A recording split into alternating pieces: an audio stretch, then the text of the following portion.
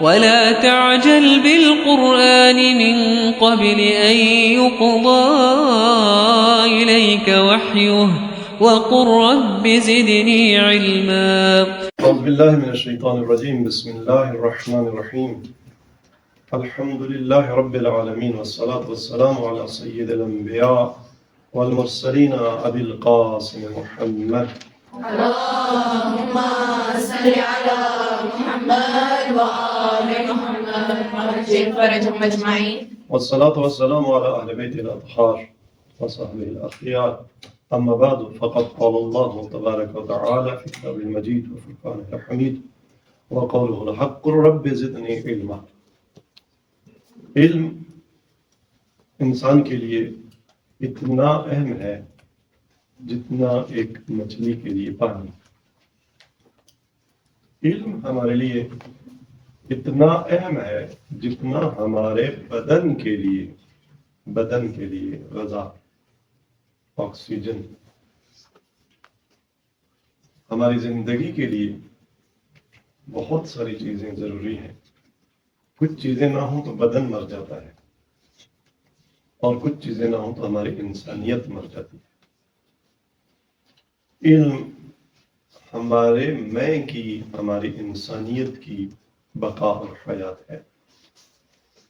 اور کون کتنا زندہ ہے اس کا پیمانہ بھی انسان کا علم ہے. کون کتنا عالم ہے. لہذا قرآن و سنت میں، روایات میں، احادیث میں علم کی اہمیت پر بہت زور دیا گیا ہے.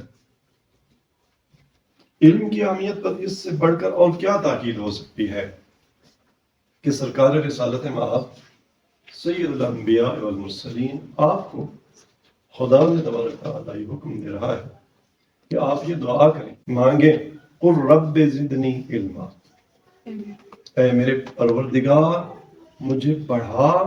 کس میں؟ علم میں. آپ خوش قسمت ہیں کہ دنیا کے ہزاروں اور شعبہ یہ زندگی جن میں آپ جا سکتی تھیں، ان کی بجائے آپ نے ایک مادر علمی کا رخ کیا اور یہاں تحصیل علم میں مشغول ہوئیں. علم کے حوالے سے، علم کی اہمیت کے حوالے سے سرکار رسالت مآب صلی اللہ علیہ وآلہ وسلم کا ایک نورانی فرمان ہے. آپ نے فرمایا ان العلم حیات القلوب من الجہل. بے شک علم دلوں کی زندگی ہے. اگر علم نہ ہو تو دلوں کو ایک ایسا مرض لاحق ہوگا کہ قلب مردہ ہو جاتے ہیں، اور وہ مرض جہل کا مرض ہے. لہذا من الجہل، جہل کی آفت سے، جہل کی موت سے جو چیز انسان کے قلب کو حیات عطا کرتی ہے وہ علم ہے. وضیاء الابصار من الظلمہ، تاریکیوں میں علم انسان کی آنکھوں کو روشنی اور نور عطا کرتا ہے. وقوت الابدان من الضعف، بدن ضعف سے، کمزوری سے علم کی برکت سے تقویت پاتے ہیں. یبلغ بالعبد منازل الاخیار، علم انسان کو کہاں پہنچاتا ہے؟ یبلغ بالعبد، علم عبد کو پہنچاتا ہے کہاں؟ منازل الاخیار، اخیار لوگ جو ہیں ان کے مرتبوں تک پہنچاتا ہے. ہم خدا سے دعا مانگتے ہیں کہ بار الہ ہمیں بلغنا منزل الاخیار، ہمیں تیرے جو اخیار ہیں جن کا تو نے اختیار کیا، جو تیرے منتخب بندے ہیں، جو تیرے مصطفیٰ ہیں، ان کے مقام منزلت پر پہنچا، فائز فرما. تو وہ چیز جو ہمیں اخیار کے مرتبے پر فائز کر سکتی ہے وہ علم ہے. اور مجالس الابرار، کتنی ہمیں محفلیں پسند ہیں. محفل کے بغیر بہت سارے لوگ نہیں رہ سکتے. حتیٰ ہم اپنی خلوتوں میں بھی اپنے فکر و خیال کی ایک محفل سجا لیتے ہیں اور اس محفل میں پھر ہم خوش رکھتے ہیں. محفل انس جسے کہا جاتا ہے، وہ انسان کے لیے گویا ضروری ہے. انسان اس کے بغیر نہیں رہ سکتا، کوئی نہ کوئی اس کا مونس ہو. لیکن مونس کون؟ معاشرے کے ذلیل و خوار لوگ، معاشرے کے فجار اور فاسق لوگ، گھٹیا لوگ. عالم کون؟ علم ہمیں ایک خاص محفل میں لے جاتا ہے، جو کس کی محفل ہے؟ مجالس الابرار.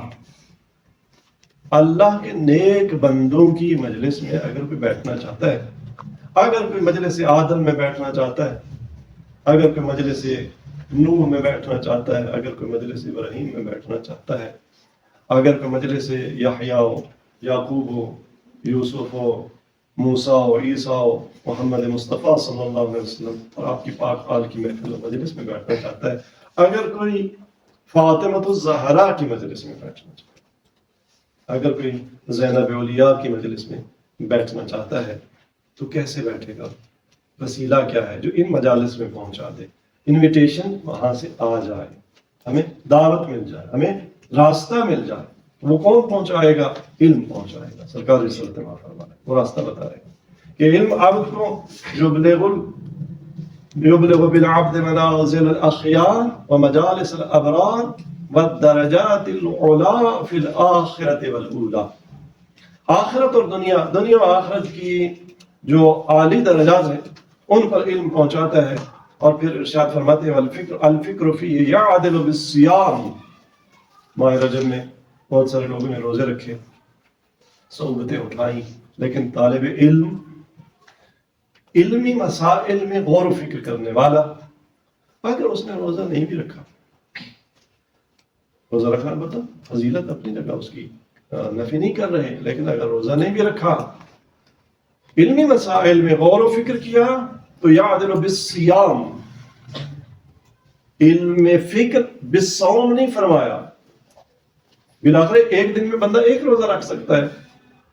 تو جو علم میں غور و فکر کرتا ہے، علمی مسائل میں غور و فکر کرتا ہے، بالصیام تعداد معین نہیں ہے، وہ غور و فکر کی کیفیت اور کمیت پہ ڈپینڈ کرتا ہے. ہو سکتا ہے میرا آج کا، آپ کا آج کا علمی تفکر وہ 10 روزوں کے برابر ہو، کسی کا 20 روزوں کے برابر ہو، کسی کا پورے ماہ رجب کے روزوں کے برابر ہو جائے. الفکر فیہ یعدل بالصیام ومدارستہ، ایک دوسرے کو پڑھانا، درس دینا، علمی مسئلہ سکھانا، تدریس، وہ کس کے برابر ہے؟ فرمایا وہ بالقیام، وہ قیام کے برابر ہے.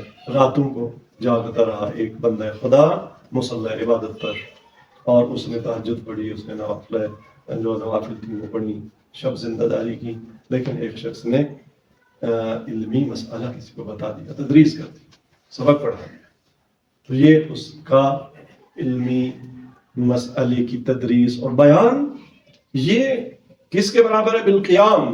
بہی یطاع الرب، اگر کوئی رب کی بندگی کرنا چاہتا ہے، اطاعت، تو اطاعت علم کے ذریعے سے ہوتی ہے.